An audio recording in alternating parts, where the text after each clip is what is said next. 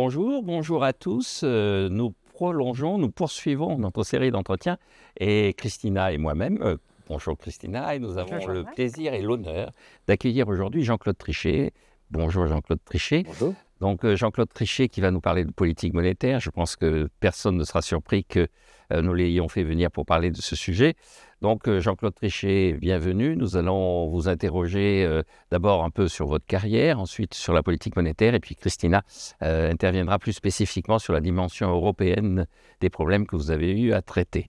Donc, je rappelle, Jean-Claude Trichet, vous êtes inspecteur des finances. Vous avez commencé par des études d'ingénieur. Vous êtes diplômé de l'école des mines de Nancy. Ensuite, vous avez fait l'ENA, qui ne s'appelle plus comme ça, mais en fait que tout le monde connaît.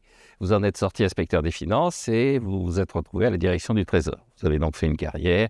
Vous avez été directeur de cabinet du ministre de l'économie et des finances, en la personne d'Édouard Balladur. Vous avez été directeur du Trésor, gouverneur de la Banque de France et président de la Banque centrale européenne. Et c'est comme ça que vous avez été connu au niveau international comme un des principaux banquiers centraux. Donc, je vais organiser cet entretien autour de cette carrière de banquier central, plus que de directeur du Trésor. Et la première question que je vais vous poser, c'est... on utilise beaucoup de mots autour des banques centrales, donc je vais vous faire une sorte de glossaire, vous demander de réagir à ces mots. D'abord, un mot qui a été associé beaucoup à votre carrière et surtout à la période de la direction du Trésor, c'est désinflation compétitive. Est-ce que vous pouvez nous dire ce que vous entendiez par désinflation compétitive et pourquoi, à votre avis, c'était plus important que la correction par la dévaluation des travers d'une économie? D'abord, merci beaucoup de m'avoir invité. C'est un vrai plaisir d'être avec vous et de vous retrouver d'ailleurs parce qu'on a une longue coopération Absolument, et je m'en félicite, je m'en flatte. dans le passé. Donc, désinflation compétitive. Effectivement, je suis assez content finalement que ce concept ait percolé, si je puis dire, et qu'il soit retenu comme un concept important, comme vous venez de le faire en me posant la question. Comment la question se posait-elle à notre pays, puisque c'est dans notre pays que nous avons élaboré, disons, ce concept de désinflation compétitive. Nous nous trouvions dans une situation... En quelle année nous sommes là? Là, nous sommes, disons, en gros, au début de l'année 80, au moment où nous avons eu une expérience assez violente, disons, de politique monétaire et politique budgétaire et politique structurelle tout court assez originale, avec la venue au pouvoir de l'alternance que nous n'avions pas eu au cours de toutes les années d'avant. Donc, clairement, il y a eu à ce moment-là une expérience qui nous a conduit à connaître un certain nombre de problèmes, notamment sous l'angle de l'inflation, sous l'angle de la perte de confiance dans la monnaie, sous l'angle des dévaluations. Et donc, de manière, et c'est remarquable, bipartisane, le pays, au niveau de son gouvernement et de ses élites, après cette expérience qui n'a pas duré fort heureusement très longtemps, mais enfin qui a quand même duré 1 an et demi, 2 ans, a décidé de ne pas laisser aller les choses, de ne pas les laisser filer comme cela, et de reprendre, disons, le contrôle de sa propre évolution macroéconomique et de sa propre monnaie. Avec aussi, naturellement, la très très bonne raison qui était que le nouveau président de la République, qui avait commencé sans avoir d'idée réellement très arrêtée sur ce qu'allait être ou pouvait être sa stratégie européenne, au bout d'1 an et demi à 2 ans, a décidé qu'il devait engager le pays dans la voie beaucoup plus claire de la construction européenne, ce qui voulait dire un redressement de l'ensemble des politiques macroéconomiques menées au tout début de cette période socialiste. Et donc, le premier élément qu'il me paraît très important de souligner, c'est qu'avec ce changement d'attitude du gouvernement, du président de la République, il y avait de facto un assez formidable rapprochement avec ce qui avait été la politique, disons, du centre droit auparavant. De Raymond Barre et de Valéry Giscard d'Estaing et de Raymond Barre. Et donc, on s'est retrouvé dans une situation où de facto, sinon de jure, il y avait une assez grande convergence des deux grandes sensibilités politiques de notre pays, que je résumerai de la manière suivante. Reprenons le contrôle de nos grands équilibres macroéconomiques, reprenons le contrôle de notre monnaie, et tout cela s'inscrit dans le contexte d'une construction européenne à venir. On ne pouvait pas déjà dire à l'époque qu'il s'agissait d'avoir la monnaie unique, mais on avait le mécanisme de change du système monétaire européen, et donc il n'y a pas eu, dans cette période difficile, pour autant d'abandon du mécanisme de change du système monétaire européen, qui avait été très largement voulu et créé par Giscard et Schmitt, le français et l'allemand. Donc, on est dans le système monétaire européen, mais il apparaît clairement que si l'on veut aller plus loin dans la construction de l'Europe, il faut que l'on ait une stabilité monétaire. Et là, alors, intervient le concept de désinflation compétitive. Nous étions à un niveau d'inflation malheureusement très supérieur à celui des meilleures économies de l'Union européenne en termes de stabilité des prix, notamment des Allemands, des Néerlandais, d'un certain nombre de pays, et les Allemands étant essentiellement la grande économie avec laquelle il nous fallait converger si on voulait faire l'Europe. Donc l'idée d'avoir une stratégie qui nous conduise à retourner à un niveau de stabilité des prix qui puisse être considéré comme convenable et compatible avec l'objectif de construction européenne, et en même temps bien affirmer l'idée qu'il ne s'agissait pas pour autant de sacrifier notre économie ou de sacrifier notre compétitivité sur l'autel de la construction européenne, mais bien d'un même mouvement assurer la compétitivité coût du pays et la convergence monétaire emblématique, disons, de la convergence plus générale au sein des économies européennes. D'où ce concept. Alors si je le résume, il est assez simple finalement. Si vous ne faites pas attention à votre stabilité monétaire, vous allez évidemment avoir une inflation qui va galoper. L'inflation galopant par rapport à vos compétiteurs va vous conduire à avoir des coûts galopants, singulièrement si vous êtes dans un système de change fixe, bien qu'ajustable, mais fixe avant l'ajustement. Donc vous perdez, avec votre inflation supérieure à celle des autres, de la compétitivité année après année. Naturellement, au bout d'un moment, vous regagnez votre compétitivité en dévaluant. La dévaluation a elle-même un coût politique, toujours observé comme étant assez important sur le plan, évidemment, du gouvernement du pays concerné. Et par ailleurs, vous ne rattrapez vraiment jamais la compétitivité que vous avez perdue parce que vous revenez à un niveau de compétitivité antérieur, vous regagnez celle que vous aviez perdue, mais vous avez eu une longue période de perte de compétitivité, et vous recommencez évidemment immédiatement, à partir du nouveau point d'entrée, à reperdre de la compétitivité, puisque vous ne vous préoccupez pas de votre stabilité monétaire, vous ne vous préoccupez pas de votre inflation. D'où l'idée selon laquelle, lorsque l'on est dans un système de ce genre, on ne peut que perdre indéfiniment. Et c'est ce que, je crois, notre pays avait observé dans les périodes précédentes. D'où cette idée, nous allons pratiquer une politique de désinflation, qui voulait dire une politique menant à une inflation qui soit compatible avec la convergence avec les autres grands pays européens. Notre principal compétiteur était l'Allemagne, reste d'ailleurs l'Allemagne, bien entendu, non seulement compétiteur, mais partenaire pour la construction et l'approfondissement de la construction européenne. Et par ailleurs, les Allemands nous avaient offert une merveilleuse démonstration du fait que l'on pouvait avoir une inflation plus faible, donc un maintien ou un renforcement de la compétitivité de manière absolument continue sur longue période, et tout en ayant une monnaie forte que je qualifiais à l'époque de monnaie nominalement forte, naturellement, mais de monnaie économiquement faible parce que compétitive, et compétitive grâce à l'inflation plus faible que celle des compétiteurs. D'où, encore une fois, cette idée qui a été un concept puissant, qui a animé toutes les sensibilités politiques de gouvernement dans notre pays, puisque l'expression stratégie de désinflation compétitive a été reprise A été partagé par... et par le centre-droit, disons, pour simplifier, centre-droit de gouvernement et centre-gauche de gouvernement.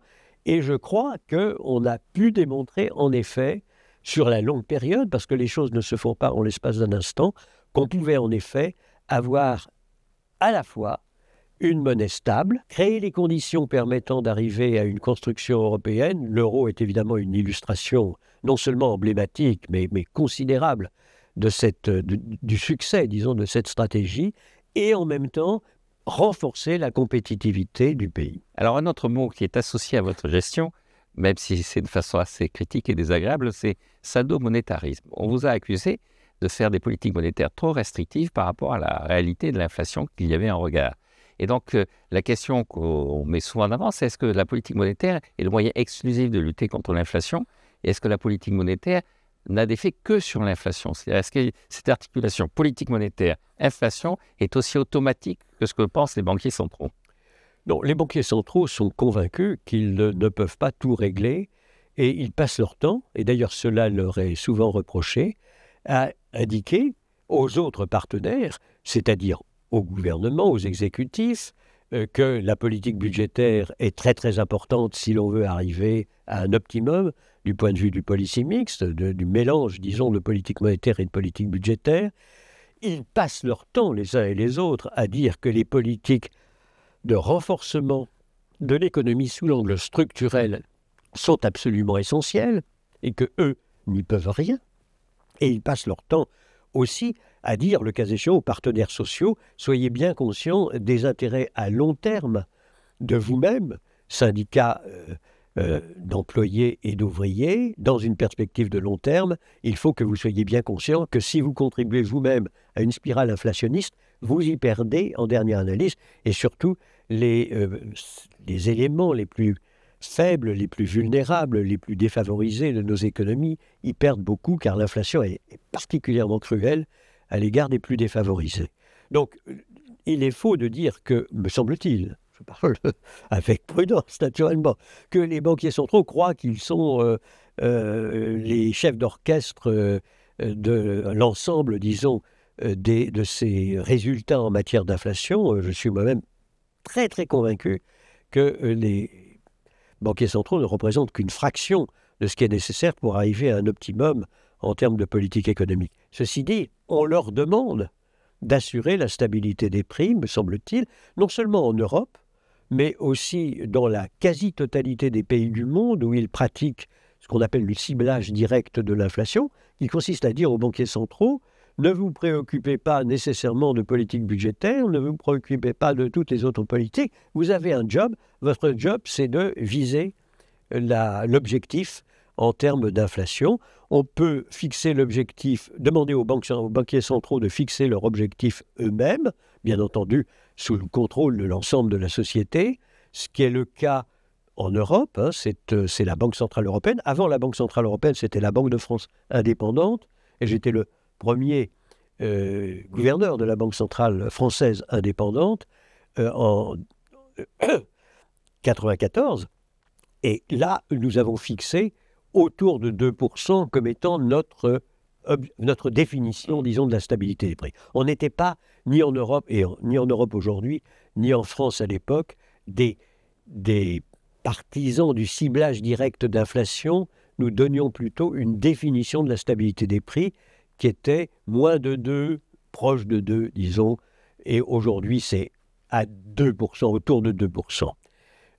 D'autres banques centrales, mais elles sont très peu nombreuses, ont plusieurs objectifs. C'est le cas en particulier aux États-Unis, où la loi américaine donne comme objectif à la Banque centrale à la fois la stabilité des prix, mais aussi le chômage le plus faible possible. Est-ce que c'est compatible? Est-ce que c'est possible? Alors, ça vous paraît possible, ou est-ce que c'est une vue de l'esprit de considérer qu'on peut atteindre les deux?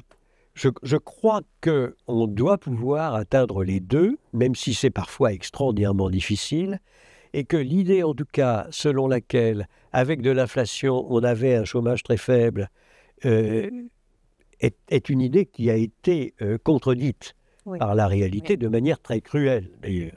Donc on a fait l'expérience, on a vu, c'est l'expérience la plus cruelle qu'on ait eue dans le passé, celle de la stagflation consécutive au premier choc pétrolier, au second choc pétrolier, où on a vu qu'une vision trop naïve des choses en disant il y a simplement un arbitrage à faire entre la stabilité des prix et, disons, le plein emploi.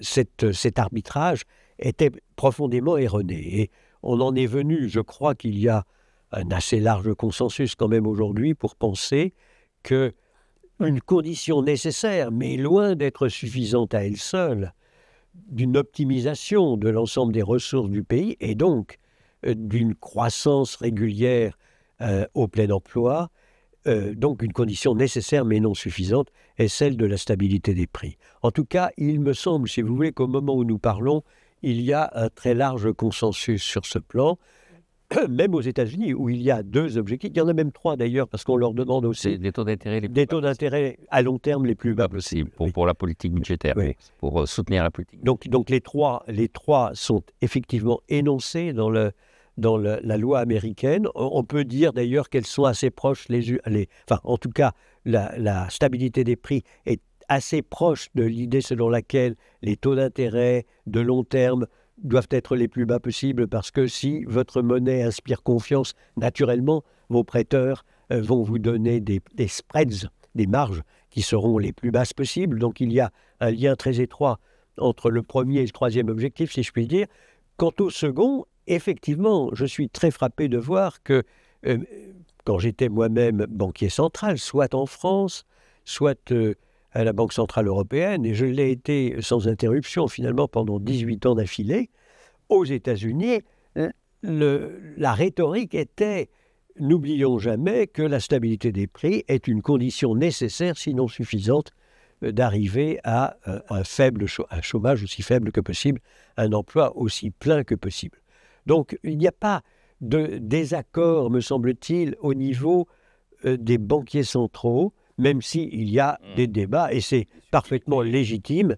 Et je pense que dans nos démocraties politiques et aussi dans nos démocraties d'idées, où toutes les idées doivent être testées, discutées, je peux très bien comprendre, si vous voulez, que certains disent « mais non, c'est pas tout à fait comme ça, il y a quand même un arbitrage possible, etc. » En dernière analyse, il faut juger aux résultats. Oui, ça c'est sûr. Est-ce que les résultats ça, c'est sûr. sont convenables par rapport à ce qui avait été affiché a priori, premièrement. Deuxièmement, est-ce que les gens considèrent qu'effectivement la stabilité des prix a pu être assurée? Et de ce point de vue-là, je crois pouvoir dire qu'effectivement, et en France et en Europe, on a le sentiment que on est arrivé à peu près, en France c'est flagrant, en Europe de la zone euro, c'est également très flagrant que lorsque vous regardez l'inflation moyenne annuelle, depuis la création de l'euro, vous arrivez à quelque chose qui, au moment où nous parlons, est peut-être un tout petit peu au-dessus de 2%, parce qu'il y a eu cette bosse d'inflation dans la période la plus récente. D'après mes derniers calculs, on est à 1,8% depuis 2002, en moyenne. Alors, je m'en remets à vos calculs, monsieur le professeur. Et donc, avouez que pour des gens qui ont commencé en disant moins de 2, mais proche de 2, faire 1,8, c'est pas mal. Et quand on interroge les gens, alors eux considèrent qu'il y a toujours trop d'inflation. Donc, on ne peut pas dire, si vous voulez, que nous avons, de ce point de vue-là, une grande anomalie et que nous avons été ultra-orthodoxes. Nous n'avons pas été aussi successful que la plupart de nos concitoyens l'auraient espéré. Mais je crois qu'ils ont quand même raison d'être exigeants à l'égard des banquiers centraux et à l'égard de ceux qui pilotent leur économie. Mais je crois qu'on peut dire, en gros, si vous voulez, que nous avons fourni ce que nous avions dit que nous allions fournir. Et en démocratie, c'est quand même essentiel.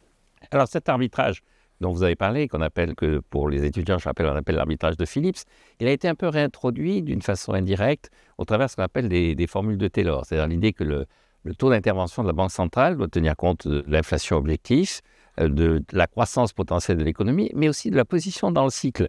C'est-à-dire, il y a des périodes où, effectivement, il faut être moins rigoureux parce que l'économie, la conjoncture est moins porteuse. Est-ce que vous considérez que c'est un progrès ou que là aussi c'est un artifice, ces formules qui essaient de regarder la position de l'économie sur un plan strictement conjoncturel dans le cycle économique? Non, je crois que c'est très bienvenu, je crois que c'est très sérieux. Et je considère moi-même que comme référence possible permanente, la formule de Taylor est une bonne formule que d'ailleurs, de mon temps, et c'est toujours le cas maintenant, on avait toujours en tête avant de prendre les décisions dont nous croyions qu'elles s'imposaient, qu'elles étaient les bonnes. Il est absolument clair que assurer la stabilité des prix, et c'est d'ailleurs un peu le reproche que nous avions toujours fait et que j'ai toujours fait à un ciblage direct d'inflation entendu au sens trop mécanique du terme. Parce que si en effet vous en êtes là, alors il y a des périodes dans le cycle qui vous conduiraient à être soit beaucoup trop laxiste, soit beaucoup trop orthodoxe, inutilement. Moi, j'ai connu des périodes où nous avions une inflation nominale à 4%. Ben, c'était comme ça. J'avais plutôt la réputation d'être assez orthodoxe. Oui, sadomonétariste, comme je disais tout à l'heure. Je ne démentirais pas.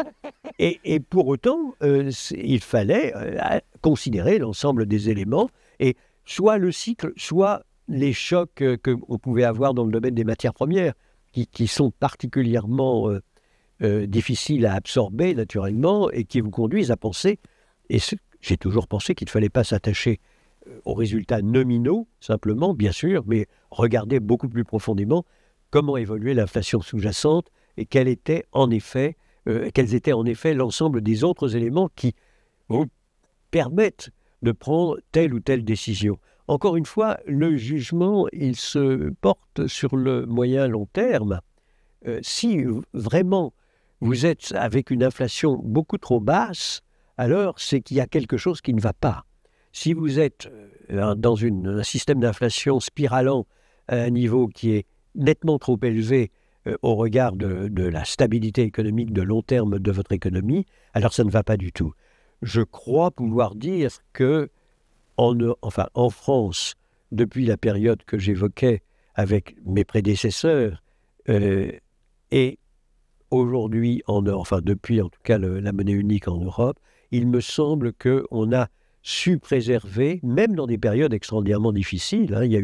J'ai eu moi-même, comme je vous le disais, des périodes difficiles, d'inflation nominale élevée, qui présentent quand même un très très gros inconvénient, c'est-à-dire qu'elles convainquent, si elles sont durables, l'ensemble de nos concitoyens qu'on ne peut plus faire confiance à la monnaie, qu'on ne peut plus faire confiance à sa capacité de revenir à la stabilité des prix, et que donc on doit se prémunir avec des marges et des marges de risque supplémentaires, des risques d'inflation supplémentaires à venir. Et ceci est vrai aussi bien des spécialistes de finance, de l'ensemble des épargnants et des investisseurs, mais c'est vrai aussi des syndicats, bien sûr. Si les syndicats voient qu'il y a une bosse d'inflation, mais ils ne sentent pas la volonté de la Banque centrale de revenir à la stabilité des prix, ils n'ont aucune raison de se dire « c'est pas la peine que je demande sur longue période des augmentations spectaculaires ». Enfin bref, la confiance que l'ensemble des agents économiques et de nos concitoyens doivent avoir dans la volonté et la détermination de la Banque centrale à assurer cette stabilité des prix, sans bien entendu aller à la déflation, qui serait au contraire. D'ailleurs, les banques centrales ont bien montré qu'elles étaient capables de lutter contre la déflation dans des périodes extrêmement difficiles et par des moyens sur lesquels nous reviendrons peut-être, mais qui sont assez... Je viens justement, avant de donner la parole à Christina sur l'Europe, avec une forme de transition, quantitative easing. Qu'est-ce qu'on entend par là et qu'est-ce que vous en pensez, vous qui avez été un peu à la charnière du quantitative easing dans vos fonctions? De l'assouplissement quantitatif. L'assouplissement en bon français. Voilà, l'assouplissement quantitatif. Assouplissement quantitatif. Alors, effectivement, moi-même, si vous voulez, en fait, j'ai été plongé dans la crise des subprimes, le dépôt de bilan de Lehman Brothers, et 1 an et demi après le dépôt de bilan de Lehman Brothers, le déchaînement de la crise des risques souverains en Europe. Il faut bien voir qu'il y a eu trois étapes, en quelque sorte, correspondant, disons, à la seconde partie de mon propre mandat de 8 ans. Donc j'ai eu 4 ans assez tranquilles, je peux le dire maintenant. En réalité, on n'est jamais tranquille. Et on était d'autant moins tranquille que c'était quand même, après le passage de Wim Duisenberg, passage de 5 ans, c'était quand même le tout début de l'euro. l'euro était considéré comme n'étant pas du tout une monnaie crédible. L'euro était considéré comme menaçant de s'évaporer, de disparaître à tout moment. L'euro, les covers des news magazines dans les pays d'Europe du Nord représentaient l'euro en train de sombrer à tout moment. Il y avait une profonde réserve à l'égard du concept même de la monnaie unique européenne. Donc mes 4 premières années étaient concentrées sur le renforcement de la crédibilité et de la Banque centrale européenne et de l'euro. Non seulement en Europe, mais dans le monde. Et ce n'était pas une mince affaire. On l'a vu lorsque, précisément, les spéculateurs se sont déchaînés. Ensuite, alors, on a eu Lehman Brothers, coup de tonnerre épouvantable qui a conduit l'ensemble de la finance internationale à vaciller complètement. Et l'économie de l'ensemble des pays avancés, et par voie de conséquence, évidemment, les économies dans tous les autres pays, à être bousculées d'une manière terrible, au point que le produit intérieur brut tombait comme une pierre. Je me souviens des 3 trimestres qui ont suivi le dépôt de bilan de Lehman Brothers, donc c'était en septembre 2008. Nous avons eu 3 trimestres de chute dramatique du produit intérieur brut avant qu'au 4 trimestres après, ça commence à se stabiliser. Donc, période très très difficile. Accessoirement, d'ailleurs, je le note en passant, l'euro n'a pas été bousculé en tant que monnaie à l'époque, alors que tout le monde pensait qu'un choc terrible sur le plan mondial allait éprouver la solidité de la monnaie elle-même. Nous n'avons pas eu l'équivalent de Lehman Brothers en Europe, alors qu'il y aurait pu avoir 10 Lehman Brothers en Europe, et il a fallu lutter par des moyens monétaires en particulier, avec le full allotment at fixed rate, l'octroi de liquidité sans aucune limite que j'ai introduit à l'époque pour nous permettre précisément de ne pas avoir de problème de liquidité ou d'absence de liquidité totale dans certains compartiments des banques commerciales et de compartiments du marché en général.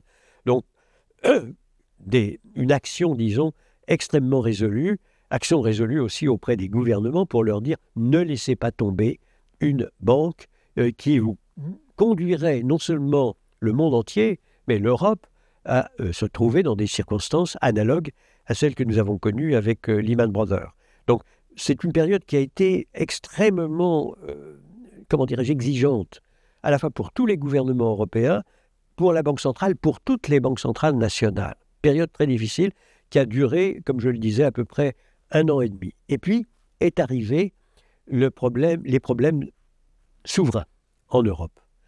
Et là, alors, vous parliez de l'assouplissement quantitatif, est venu aux yeux de la Banque centrale européenne que je présidais, la nécessité de combattre une spéculation que nous jugions, à tort ou à raison, comme étant anormale, comme ayant été évidemment déclenchée par les subprimes et surtout par Lehman Brothers, et donc m'a conduit à penser qu'il fallait que la Grèce, l'Irlande et le Portugal, en mai 2010, soient défendus, entre guillemets. Qu'est-ce que ça voulait dire ? Ça voulait dire que si nous voulions que l'ensemble des décisions de politique monétaire prises au niveau du Conseil des gouverneurs de la Banque centrale puissent effectivement être transmises à l'ensemble de la zone euro, et pas simplement à une partie de la zone euro, mais à l'ensemble de la zone euro, y compris les 3 pays que je viens de citer, alors il nous fallait intervenir sur les marchés secondaires de dette, avec dans l'idée d'arriver à ce que les marges, les spreads qui étaient provoqués par la spéculation soient aussi modestes que possible, de manière à ce que la transmission de notre politique monétaire ne soit pas entravée de manière tragique par le fonctionnement même des marchés, et donc des marchés secondaires de dette. Ça, c'était un premier moment extraordinairement difficile. Il n'était pas facile de prendre cette décision. On l'appelait dans notre jargon une décision dite SMP, comme ce sont des acronymes anglo-saxons je ne les décline pas, mais enfin, nous sommes intervenus pour 220 milliards d'euros. C'était quand même un coup de tonnerre sur le plan mondial. La Banque centrale européenne s'engageait dans une activité très importante sur les marchés secondaires de dette publique, alors même que dans beaucoup de pays, l'idée avait été accréditée que la Banque centrale européenne était là pour gérer une monnaie unique. On avait fusionné des monnaies, on n'avait absolument pas fusionné des budgets, ni fusionné des signatures budgétaires. Et donc, le fait d'intervenir sur ces marchés secondaires de dette a été considéré, et j'étais moi-même très attaqué personnellement pour cela, donc par une partie, disons, des observateurs, situés surtout dans l'Europe du Nord, comme étant une anomalie flagrante, et je dirais non pas une trahison du traité, non pas une trahison des textes. D'ailleurs, les tribunaux ont bien voulu confirmer qu'il n'y avait aucune espèce de trahison. Nous étions parfaitement légitimes dans ces interventions, mais à tout le moins une transgression d'une promesse politique qui avait été faite et qui avait permis d'ailleurs de faire l'euro, à savoir nous fusionnons les monnaies, nous ne touchons pas au budget. Or, intervenant sur les marchés secondaires de dette, nous donnions l'impression de toucher au budget, alors même qu'encore une fois, nous intervenions dans le but étant d'assurer une transmission convenable des politiques monétaires que nous décidions au niveau de la Banque centrale européenne et de son Conseil des gouverneurs dans l'ensemble de la zone euro. Puisque l'Europe est à l'ordre du jour, on va passer la parole à Christina qui a des questions à vous poser sur l'Europe. Très volontiers. En fait, moi, en faisant ma recherche sur mon doctorat sur la crise des subprimes et le canal crédit que j'ai commencé en 2006 à Paris 2, j'ai vu que vous avez calculé d'emblée le bon montant à injecter dans le système interbancaire qui était complètement grippé. Il y avait un vrai problème de liquidité et que par contre la Fed s'en est pris à 3 reprises avant d'arriver au montant que vous avez injecté initialement dès fin août 2008. Et en fait, tout au long de la gestion de la crise, j'avais l'impression que la Fed copiait sur la BCE. C'était assez intéressant de voir comment une banque centrale aussi jeune et une monnaie aussi jeune ont réussi à bien gérer la crise. Et je pense que si la crise de 2008 a été mieux gérée que celle de 1929, c'est aussi grâce à la BCE, et je voulais vraiment vous rendre hommage parce que c'était impressionnant d'avoir une telle capacité d'analyse et de réaction quand on était dans une telle tourmente. Moi, ce que j'ai trouvé absolument étonnant, et je voulais vous poser la question, j'ai trouvé étonnant que les agences de notation qui ont bien noté les produits subprimes, c'est comme ça qu'on a eu ces produits titrisés, tout le monde a voulu les acheter et qu'ils se sont diffusés au niveau mondial. Et donc ces mêmes agences de notation, 2 ans seulement après l'éclatement de la crise des subprimes, elles notent mal la Grèce, l'Italie, l'Espagne et le Portugal. Et tout le monde les croit, les investisseurs les font confiance, alors qu'elles ont contribué à la crise des subprimes. Pensez-vous que leur notation était juste en ce qui concerne la Grèce, par exemple, ou les pays de l'Europe du Sud, ou c'était une sorte d'attaque orchestrée contre l'euro? C'est un mélange très, très complexe. Merci en tout cas pour ce que vous avez dit sur notre capacité de réaction en temps réel. Je me souviens que le Financial Times avait titré « The ECB is coming of age », ce qui voulait dire « devient adulte », parce que nous avions donné, et c'est un des points que vous avez souligné, 95 milliards d'euros au marché monétaire européen en 2007, c'est-à-dire à un moment où c'est la crise des subprimes, ce n'était pas encore Lehman Brothers, c'était le 9 août, dans mon souvenir, le 9 août Le 9 août 2007. 2007. Et nous avons effectivement donné de la liquidité sans limite. Et moi, j'ai une question. La légende veut que vous avez envoyé par texto de Saint-Malo le montant de cette liquidité. C'est vrai ou pas?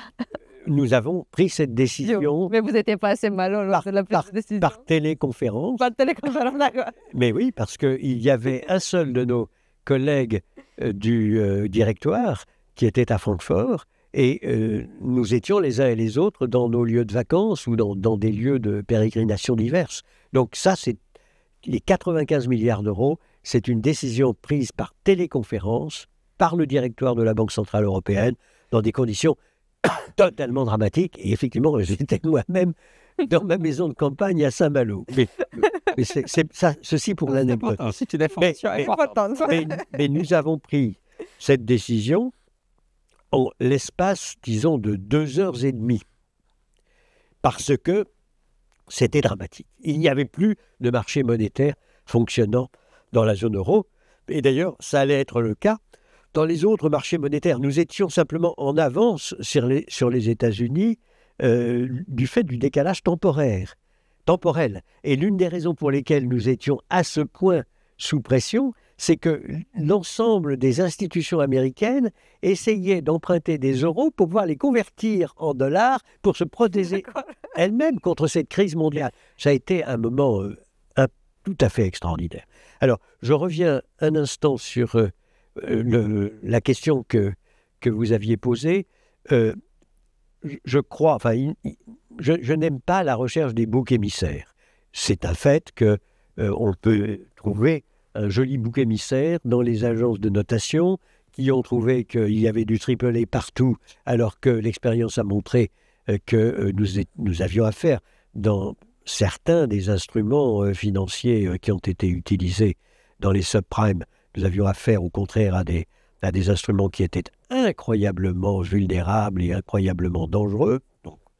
Et il est vrai aussi qu'il y avait dans ce qui s'est passé en Europe à la fois des éléments, hélas, objectifs et des éléments correspondant, si vous voulez, au désir d'une large partie du marché de se dire c'est le bon moment, on va gagner de l'argent en pratiquant le shorting de l'ensemble de ces signatures européennes, signatures souveraines européennes. Je dis qu'il y a des deux, parce que c'est un fait qu'il y avait eu, dans les premiers temps de l'euro, un relâchement des disciplines, un relâchement des disciplines du pacte de stabilité et de croissance, qui avait conduit certains pays, finalement, tout compte fait, à avoir 15% du produit intérieur brut, de leur produit intérieur brut, comme déficit budgétaire. Et qu'ils avaient conduit aussi à avoir 15% du produit intérieur brut comme déficit extérieur. Donc, twin déficit, même tarif, si je puis dire, 15% du produit intérieur brut. Donc, quand vous êtes dans cette situation-là, malheureusement, il est regrettable, mais pensable, qu'un certain nombre d'investisseurs, de prêteurs se disent « mais est-ce qu'on va bien être remboursé ?» Et donc, il y avait des éléments objectifs, incontestables, dans la crise qui nous a frappés. Je peux les documenter, puisque moi-même, si vous voulez, dès l'année 2005, début de l'année 2005, j'avertis l'ensemble des gouvernements européens de la zone euro, attention, nous avons des divergences qui sont constantes depuis la création de l'euro en termes de compétitivité coût, et voilà les chiffres. Dans différents pays, nous étions à tel niveau au moment de la création de l'euro, et voilà où nous en sommes maintenant, et vous ne serez pas étonnés que j'ai pu démontrer à l'époque que l'Allemagne avait formidablement renforcé sa compétitivité quand, comme par hasard, la Grèce, l'Irlande et le Portugal avaient considérablement diminué leur propre compétitivité. Bref, il y a eu des signaux d'alarme, mais évidemment, tant que le marché était incroyablement accommodant, bienveillant à l'égard de la zone euro, il est très difficile de prendre sur soi de pratiquer des corrections qui sont toujours très difficiles, appellent évidemment coût politique associé au redressement. Un redressement, qui apparaît, si vous voulez, comme n'étant pas justifié par des circonstances objectives, est toujours très difficile à opérer. Bref, pour répondre et conclure sur votre question, il y avait les deux éléments. On peut dire, ex post, que la Grèce a dû effectivement rééchelonner sa dette. Et donc, vous pouvez dire, certains peuvent dire, en effet, dans le cas de la Grèce, l'attitude des agences de notation et l'attitude plus générale du marché ne paraît pas ex post totalement infondée. Dans les autres cas, où nous avons défendu avec acharnement les autres pays, et notamment en commençant, alors à grande échelle, sur l'Italie et sur l'Espagne, en août 2011, donc dans des circonstances où c'était l'un des membres du G7 qui était attaqué véhémentement par la spéculation, et l'un des 3 grands pays de la zone euro, l'Espagne. Donc dans ces deux cas, si vous voulez, il a fallu prendre des décisions très difficiles à prendre, encore plus difficiles à prendre que celles que nous avions prises pour l'Irlande, le Portugal et la Grèce. Et j'ai dû moi-même d'ailleurs écrire avec la signature des gouverneurs de banque centrale des 2 pays concernés, l'espagnol et l'italien, au gouvernement de ces pays en leur disant « Écoutez, vous faites l'objet d'une spéculation, c'est une spéculation extrêmement dangereuse, je résume. Nous allons faire tout ce que nous pensons devoir faire pour assurer une transmission correcte de la politique monétaire dans l'ensemble de la zone euro et donc en particulier dans vos pays. Mais si vous voulez gagner contre la spéculation, voilà, à notre avis, ce que vous pourriez faire. » Et j'avais dit aux 2 premiers ministres en question, ce n'est pas une condition de notre intervention, c'est une observation sur ce qui nous paraîtrait optimal compte tenu de vos propres responsabilités. Je dois dire que nous avons gagné contre la spéculation. C'est vrai. Et pas nous tout seuls, bien sûr. Et là, on rejoint peut-être une question qui a déjà été posée, parce que les pays en question ont engagé des actions qui sont apparues comme crédibles aux yeux de l'ensemble des épargnants et des investisseurs internationaux. Quand je regarde la dynamique de l'euro, vous trouviez que ce n'était pas une monnaie crédible au début. Néanmoins, quand on regarde son évolution dans les réserves de change mondiales, on voit que l'euro arrive presque à 30% des réserves de change mondiales avant la crise de la dette, des dettes publiques européennes. Désormais, on est plus autour de 20%. Est-ce que vous pensez que sans cette crise, on aurait pu arriver au même niveau que le dollar? Est-ce qu'on paye encore? C'est une bonne question. C'est une bonne question. C'est vrai que l'euro, dans la première période, qui veut dire que la première période, d'ailleurs, a été très bien réussie objectivement, aussi bien par mon prédécesseur Wim Duisenberg que par moi-même. Je vous ai dit que lui était là pour 5 ans, moi pour 4 ans. Donc, au bout de 9 ans, on apparaissait comme ayant, en effet, une monnaie très crédible. Alors, une monnaie très crédible, mais qui, pour autant, ne pouvait pas s'appuyer sur une signature unique. La force du dollar, c'est qu'il y a les treasuries, c'est-à-dire les bons du Trésor américain, les obligations du Trésor américain qui sont signées Trésor américain et qui donnent une liquidité et une profondeur au marché de New York en dollars à laquelle nous ne pouvons pas prétendre parce qu'en France, vous avez l'euro qui est la monnaie de dénomination des OAT françaises, du Bund allemand, des valeurs du Trésor espagnol, italienne, etc., etc.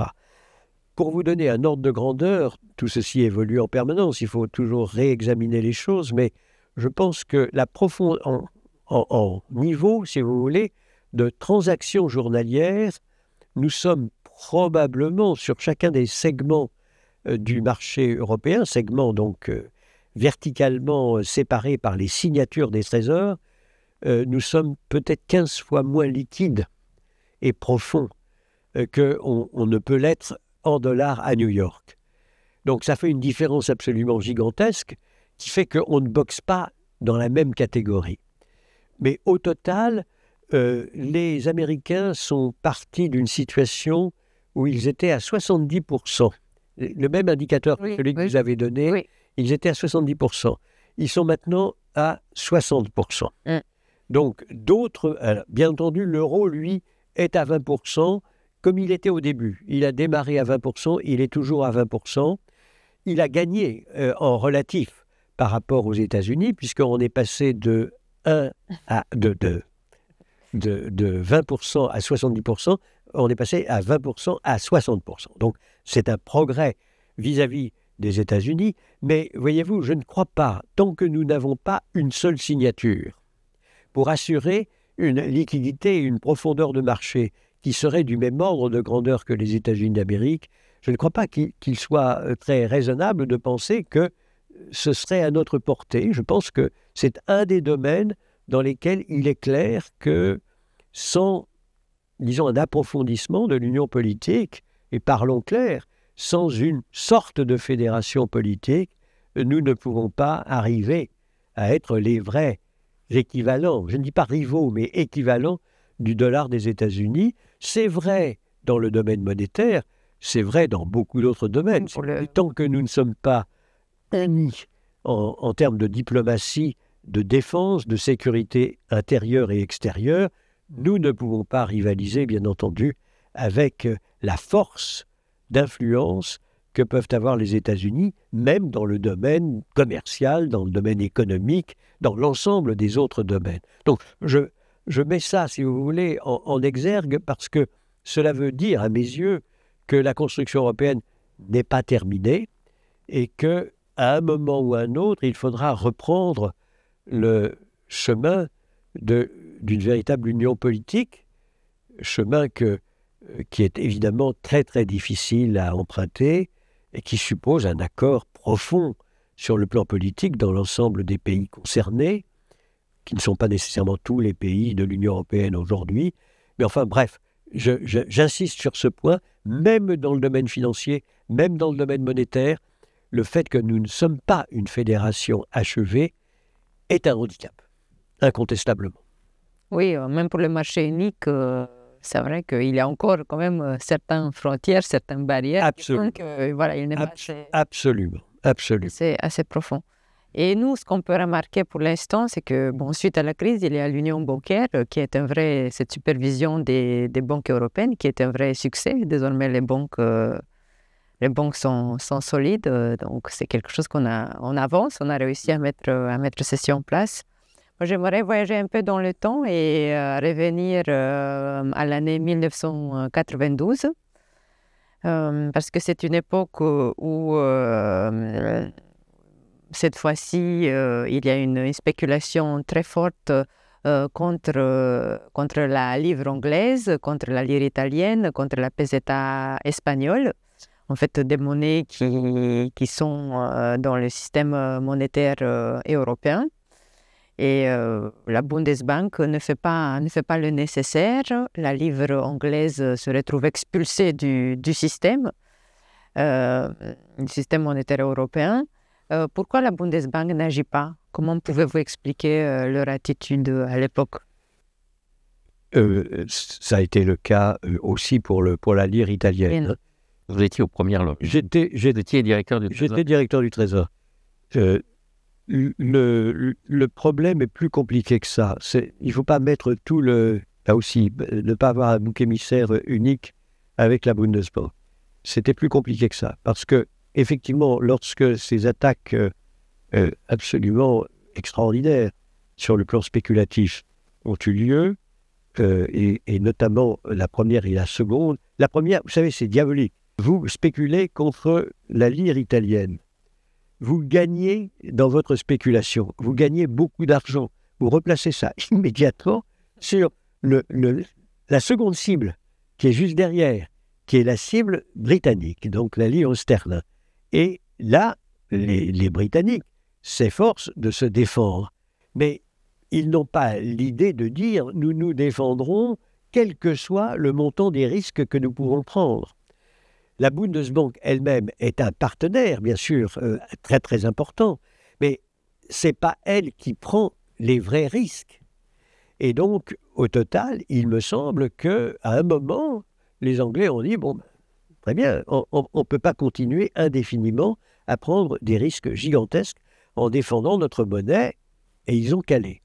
Alors l'argent gagné sur l'Italie et sur l'Angleterre pouvait être réinvesti par la spéculation dans le franc français. Et là, effectivement, pour des raisons stratégiques et à cause de la conviction que la France avait à l'époque, et à mon avis à juste titre, que cette spéculation était totalement injustifiée, la preuve ex post qu'elle était injustifiée, c'est qu'on a fusionné le franc français et le Deutschmark exactement au cours pivot qui existait au moment de cette spéculation.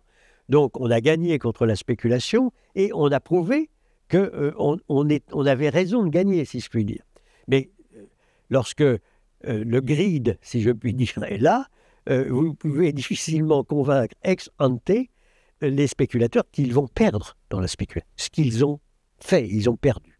Mais c'est parce que, je dois dire, la détermination française, la détermination du gouvernement français était totale et n'avait pas de limite.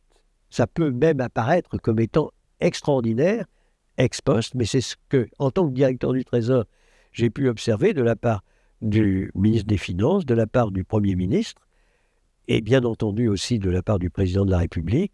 Et donc là, il y avait une détermination totale, et c'est un fait, nous avons obtenu de nos partenaires allemands qu'il puisse y avoir des déclarations communes qui ont montré que c'était finalement le cœur, le noyau central du système monétaire européen que j'ai déjà évoqué, celui qui avait été créé par Schmitt et Giscard, qui était en cause. Et ceci nous a permis de gagner la bataille. Et donc, de gagner de l'argent, parce que lorsque vous contre-spéculez et que vous gagnez, c'est formidable. Il y a une récompense, en plus, si vous voulez, de la joie d'avoir fait plier la spéculation. À juste titre, encore une fois, je crois que tous les éléments ultérieurs l'ont démontré. En plus, vous gagnez de l'argent. Et c'est d'ailleurs comme ça que la spéculation comprend qu'il faut quand même faire attention. Il n'y a pas que l'espoir d'un gain formidable, immédiat. Quand on a la mémoire du fait qu'on a perdu de l'argent, c'est Ça joue. Jurisprudence. Très très bon vaccin contre des mesures, enfin des opérations futures qui apparaîtraient comme étant opportunes, mais qui en réalité ne le sont pas. Donc voilà en gros, j'ai résumé l'extrait. Vous pensez que si les Britanniques avaient insisté comme les Français pour que l'Allemagne fasse les mêmes déclarations et livre les devises, ils auraient eu une chance? Je crois que la première chose, me semble-t-il, c'était en effet la détermination absolue ou pas, excessive ou pas. Encore une fois, on peut toujours refaire l'histoire et dire, mais quand même, c'était incroyablement audacieux que de risquer autant de prendre autant de risques, si vous voulez, dans cette opération. Mais je l'ai vécu. Je sais que c'est comme ça qu'en effet, elle a été considérée. Et par ailleurs, évidemment, en présence d'une détermination aussi formidable, vous ébranlez, le cas échéant, suffisamment le partenaire pour qu'il se dise, bon, dans le fond, puisqu'on ne leur demandait pas de prendre des risques eux-mêmes, on prenait tous les risques, mais on leur demandait de marquer leur détermination à ce qu'on puisse gagner contre la spéculation. Tout ça est consigné dans une note que j'ai faite à mon propre gouvernement comme directeur du Trésor. Dans le dernier détail, c'était des moments extrêmement émouvants, je dois dire. Et puis, historiquement, en effet, si on avait cédé, il n'y aurait pas d'euro. C'est tout simple. Donc, c'était encore plus risqué qu'en 2010. C'était un moment historique. Oui, c'était un moment réellement historique. Et moi, je suis toujours nostalgique du fait que la livre a été expulsée du SME, parce que je me demande, est-ce que si la livre était englobée dans l'euro, est-ce qu'à ce moment-là, la force de frappe de l'euro aurait été beaucoup plus conséquente, non? Moi aussi, je regrette beaucoup non seulement que la livre sterling ne soit pas restée dans le mécanisme de change, qu'elle ne soit pas dans l'euro, et évidemment encore plus que la Grande-Bretagne nous ait quittés avec le Brexit. Donc là aussi, ce sont des éléments historiques extrêmement lourds. Je me suis toujours représenté la Grande-Bretagne comme ayant deux fers au feu, si vous voulez. Elle a le fer au feu de l'Europe continentale, de son association étroite à l'Europe continentale, que la géographie commande, et l'histoire, dans une très très large mesure, commande. Et puis, le fer au feu des États-Unis et du Commonwealth. On ne peut pas dire que la France est elle-même l'équivalent, si vous voulez. On ne peut pas dire que l'Allemagne, évidemment, est elle-même l'équivalent. Donc pour comprendre la Grande-Bretagne, la manière dont Londres résonne, dont Londres envisage son futur de long terme, effectivement, vous avez toujours ces deux éléments. Et malheureusement, à un moment, il semble basculer sur l'Europe, et puis à d'autres moments, clairement, il s'éloigne. Et je crois qu'ils sont prêts à reconnaître massivement que le Brexit était une erreur, qu'il est coûteux pour la Grande-Bretagne, qu'il ne correspond pas à un optimum pour la Grande-Bretagne, ni sur le plan économique, ni sur le plan monétaire peut-être, en tout cas certainement pas sur le plan stratégique. Tony Blair, lui, faisait en gros le raisonnement que je viens de faire. Ouais. Nous avons besoin d'être partis au centre de l'Europe continentale, au centre de l'Union européenne. Il était très, très désireux de ne pas laisser la conduite de l'Europe entre des mains franco-allemandes, italiennes. Hein. Il fallait que l'Angleterre, le Royaume-Uni soit au cœur, et il l'a dit publiquement avec beaucoup de force. Il était pour l'entrée dans l'euro, et donc il jouait cette carte-là qui n'a pas correspondu à ce que le peuple britannique voulait à un moment.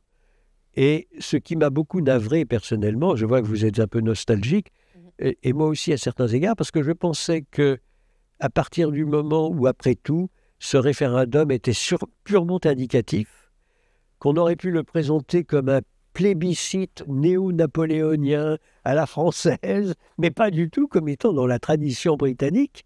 À ma stupéfaction, toutes les sensibilités britanniques, après coup, après le résultat, ont dit « bon, très bien, c'est terminé, ça ne se discute pas ». Donc, ils ont légitimé un référendum, un plébiscite à la française de manière absolument incroyable, j'ai trouvé, puisqu'ils avaient quand même critiqué pendant tout le 19e siècle, le début oui, absolument. Les plébiscites de Napoléon III. À la française, de Napoléon Ier, de Napoléon III. Ah oui, Napoléon III. Donc voilà, Écoutez, on les regrette. Nous arrivons au terme de cet entretien. Nous allons vous remercier. Surtout, ça se termine sur une note nostalgique. Les Anglais nous manquent. Nous sommes trois autour de cette table. Dire les Anglais nous manquent. Oui, je nuance un tout petit peu. Oui, bon, on peut très bien. Alors, nuançons. Les Anglais pourraient nous manquer. Les Anglais pourraient nous manquer, mais en tout état de cause, je ne suis pas sûr qu'ils eussent accepté d'aller jusqu'à ce que je crois être absolument nécessaire, la fédération politique européenne. Pas demain, pas après-demain, mais réfléchissons un instant. Nous sommes à la fin du siècle, de ce siècle-là. Les numéros 1 ex aequo sont l'Inde et la Chine. Le numéro 3 est les États-Unis d'Amérique. À la table mondiale, vous avez trois puissances qui sont des fédérations politiques achevées, naturellement. Qui avez-vous derrière? Vous avez très probablement l'Indonésie. Vous avez très probablement le Pakistan. Ensuite, alors ça se discute, vous avez entre le Nigeria, le Brésil, le Mexique, le Vietnam sera très très haut, beaucoup plus haut qu'on ne le pense, au niveau des puissances, fédérations politiques achevées. Le premier Européen, si nous n'avons pas d'union politique européenne, serait peut-être 20e, peut-être 21e, peut-être 22e, peut-être 23e, peut-être les 4 grands pays européens seraient-ils comme ça, à la queue leu-leu, à ce niveau-là, sans aucune influence réelle à la table des négociations mondiales. Ce n'est pas pensable à mes yeux. ce qui est pensable, c'est que nous puissions disputer à l'Indonésie la 4e place dans le hit parade des puissances géostratégiques mondiales, si nous voulons exister, si nous voulons que notre culture puisse exister. À moins que nous n'acceptions finalement que les 4 pays européens que j'ai évoqués implicitement ne soient le N+1e, N+2e, N+3e État des États-Unis d'Amérique. Mais qui souhaite, en Europe continentale, devenir un État supplémentaire des États-Unis? La Grande-Bretagne, peut-être, mais certainement pas les autres. Donc, c'est un appel à nos étudiants, l'union fait la force. Encore une fois, merci Monsieur Trichet, Merci beaucoup. Merci beaucoup, c'était un plaisir. À tous nos auditeurs de nous suivre, parce que j'ai l'impression que nous avons de plus en plus de gens qui nous suivent et nous écoutent, comme on dit à la télé. Moi, je voulais compléter parce que c'est une citation grecque et ils disent « l'union fait la force, même chez les plus faibles », pour aller jusqu'au bout. Et c'est d'une justesse absolue.